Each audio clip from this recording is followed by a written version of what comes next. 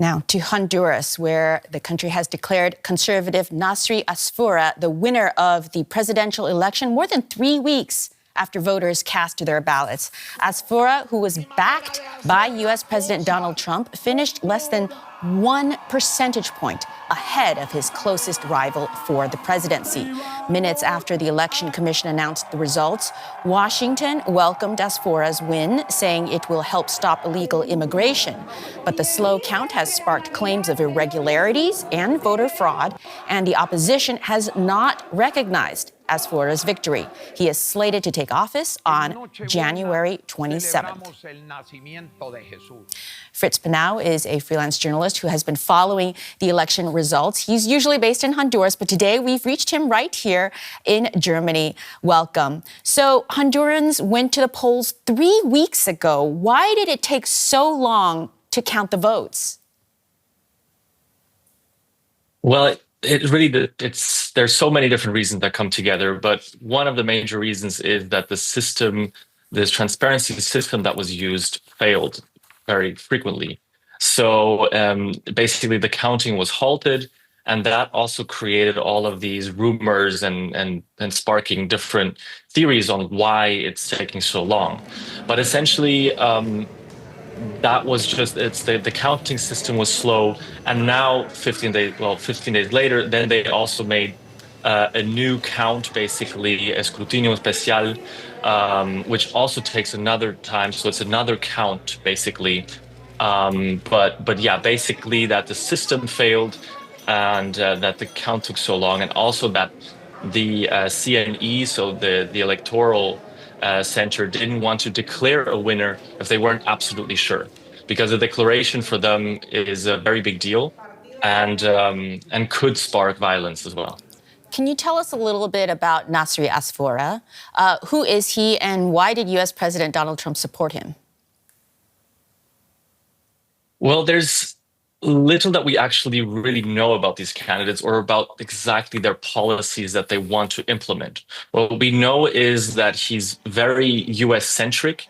His government has always been, like, his party is very US-centric, and he will bring in a lot of US policy recommendation in exchange for economic incentives, which the US has promised and has promised before the elections.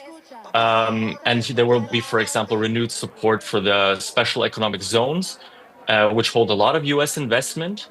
But what we don't really know is regarding the war on drugs, what will happen there, because the last president of the right-wing party, him and his brother are convicted drug traffickers, and a recent investigation has also shown that Asfura was endorsed by MS-13. So it goes against this, but we don't really know how these alliances or former ties will hold within this new presidency or this new government. And he's trying to also get away from that, from that history. Now, Asfura won by a razor-thin margin, less than 1% of the vote. And of course, that is being questioned. What has been the reaction from opposition candidates? Have they said anything? So yes, the left party, which have clearly lost this race, are calling for an annulment and are declaring an electoral fraud and an electoral coup. However, the centrist party, which is separated by this 1%, they are skeptical but still quiet. They want to avoid a lot of violence in the streets. But the problem is that this narrow win and the rumors of fraud and the time that this took, this makes it all a very, very uneasy win. So it's not really, everybody's not really settled into this, and it still depends on what will happen, especially with the leftist party, which is currently in office, saying that they do not accept it, and that they will not help in the transition phase, for example. And we have yet to hear from the current president, I believe, Xiomara Castro. She has said the election process was flawed. Yes. What might we expect from her? Currently, we don't really know. They have said that they will not support the transition phase, especially because the right-wing party, is directly the opposition to them. And we will still have to see in the 27th of January what will happen. But many fear that this will be spark a lot of violence across the country. But to this moment, it depends on this current government if they will help in this transition and if they will allow this transition. Journalist Fritz Pinnow, thank you very much and happy holidays. Thank you very much.